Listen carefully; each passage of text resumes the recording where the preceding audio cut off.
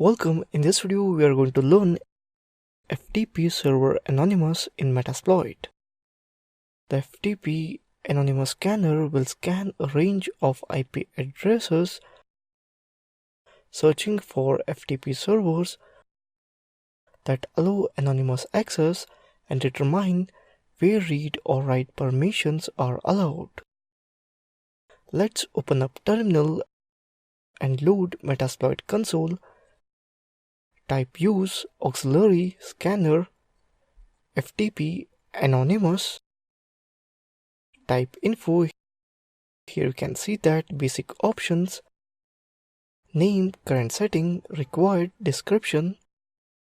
In name FTP path, current setting mozilla@example.com.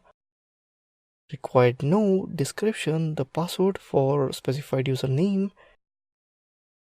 Name FTP user, current setting anonymous, no. Username to authenticate as rhost, rport, rthread, and so on. Set rhost as 148.138.144.170 24. Type run. Here you can see FTP versions and banners. So that's it in this video on FTP server Anonymous in Metasploit. Thank you for watching this video.